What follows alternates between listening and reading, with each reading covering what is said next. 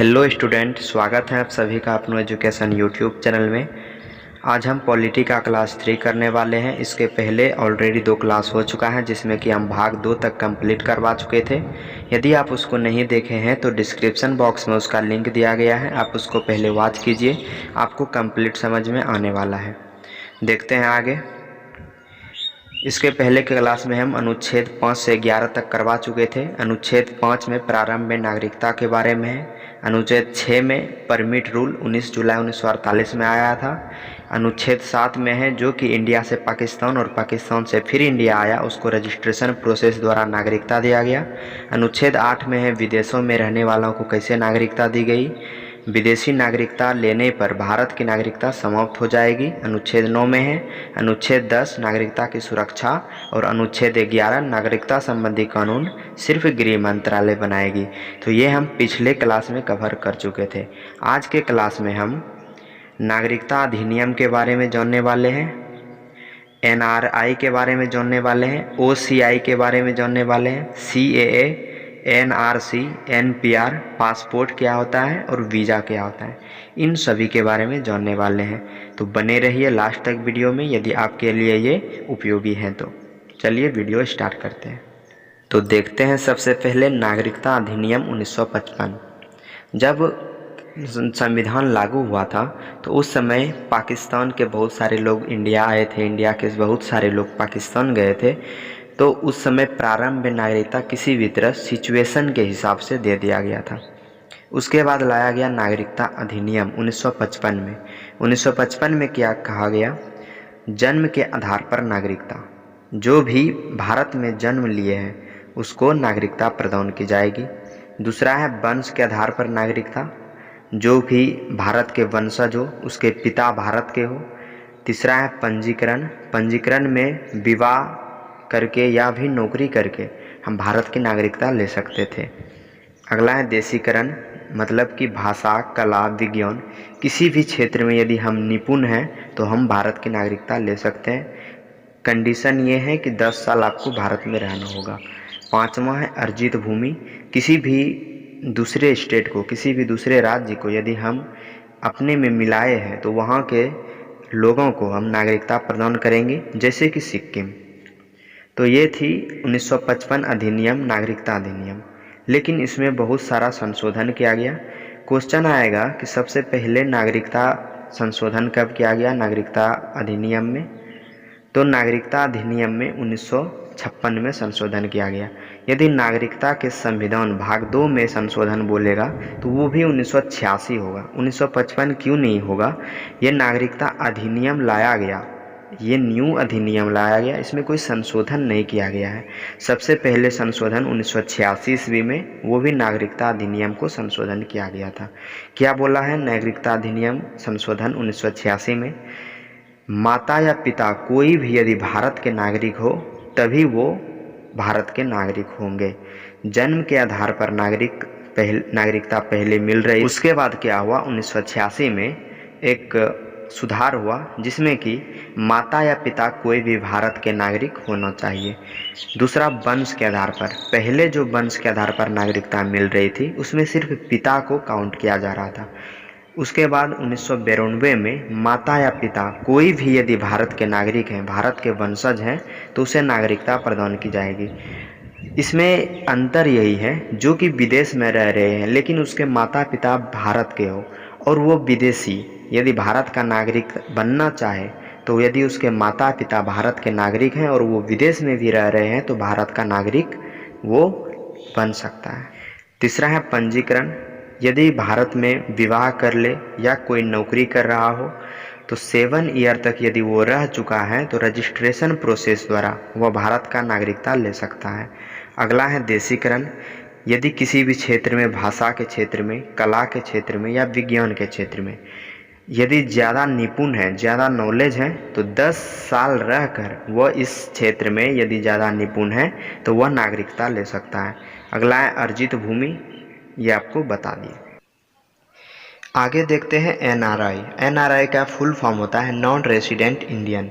Non resident Indian कौन होते हैं?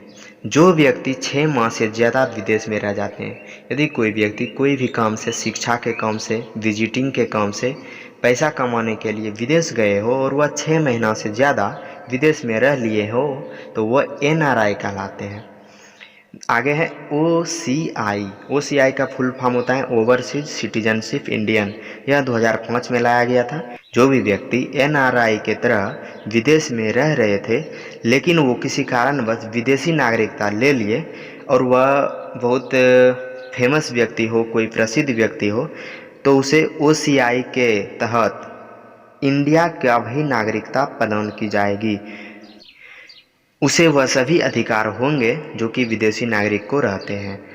तो OCI क्या है? Overseas citizenship Indian. जो कि विदेशी नागरिकता ले लिए हैं वह भी भारत के नागरिक होंगे, लेकिन ये सभी को प्रदान नहीं की जाती है।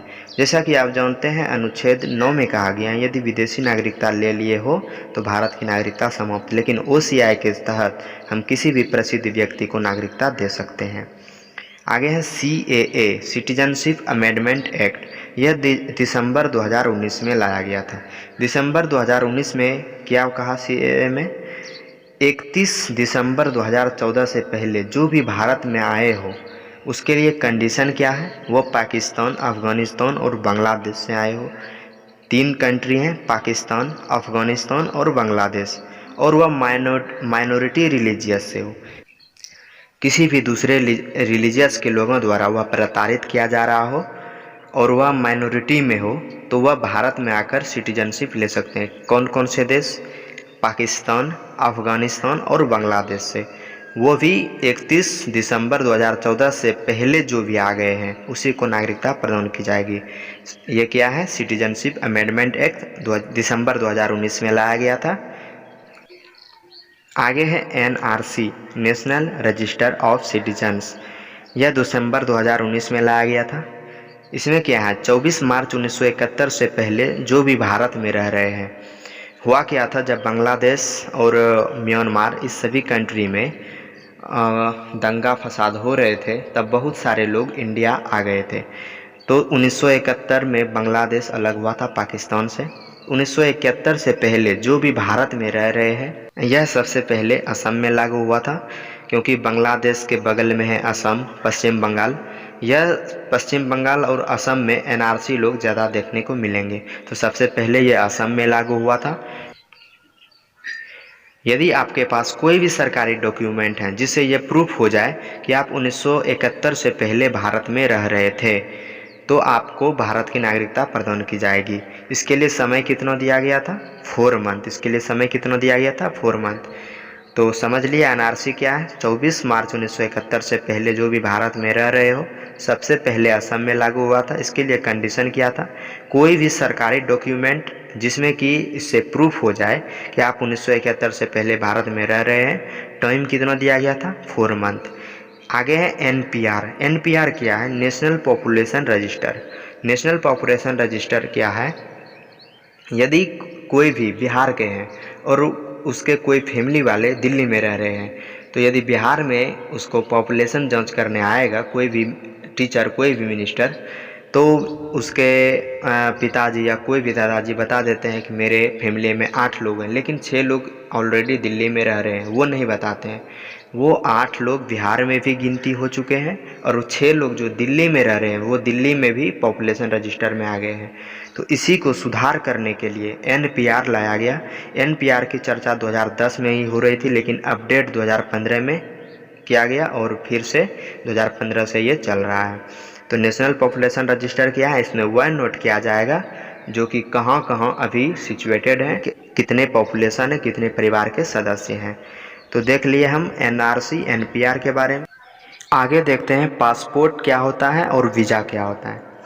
पासपोर्ट किसी भी देश से यदि हम दूसरे देश में जा रहे हैं तो उस देश से, जिस देश से हम जा रहे हैं उस देश से अनुमति लेना पासपोर्ट कहलाता है। जिस देश से हम जा रहे हैं उस देश से अनुमति लेना पासपोर्ट कहलाता है। वीज़ा, जिस देश में जा रहे हैं उस देश से अनुमति लेना कि हम आपके देश में आ रहे हैं वह वीज़ा कहलाता है। वीज़ा 3 प्रकार के होते हैं, फ्री वीज़ा, वीज़ा और अराइवल। तो देखते हैं एक एग्जांपल लेके हम, जैसे कि यही इंडिया, हम इंडिया से अमेरिका जाना चाहते हैं, यूएस जाना चाहते हैं, तो इंडिया में हम पासपोर्ट लेंगे और यूएस से वीज़ा लेंगे। इंडिया से पासपोर्ट लेंगे, यूएस से वीज़ा लेंगे, तभी हम इंडिया से यूएस जा सकते हैं। यूएस में आप लोग का वीज़ा लगेगा। यदि फ्री वीज़ा कहाँ पर है? नेपाल। अच्छा खासा रिलेशन है नेपाल के साथ, तो वहाँ पर फ्री वीज़ा है। वीज़ा ऑन अराइवल जर्मनी जैसे देश में वीज़ा ऑन अराइवल लगता है। तो ये था पासपोर्ट और वीज़ा। तो इसमें सबसे पहले हम क्या देखें? नागरिकता अधिनियम 1955। इसमें क्या क्या था? जन्म के आधार पर, वंश के आधार पर पंजीकरण, देशीकरण और अर्जित भूमि। सबसे पहले सुधार कब हुआ? 1986 ईस्वी में। अभी तक टोटल 6 बार नागरिकता में सुधार हो चुका है। दूसरा सुधार हुआ 1992 में, जो कि माता पिता किसी के भी आधार पर हम नागरिकता ले सकते हैं। इसके बाद क्या देखें? एनआरआई, जो कि 6 माह से ज़्यादा विदेश में रह लिए हैं। ओसीआई, ओवरसीज सिटीजनशिप, जो कि विदेश में नागरिकता ले लिए हैं फिर भी वो उसको भारत की नागरिकता प्रदान की जाएगी। सीएए, सिटीजनशिप अमेंडमेंट एक्ट, जो कि रिलीजियस प्रोसिक्यूशन में आते हैं, पाकिस्तान, अफगानिस्तान और बांग्लादेश से हो और 2014 से पहले भारत आ गए हो।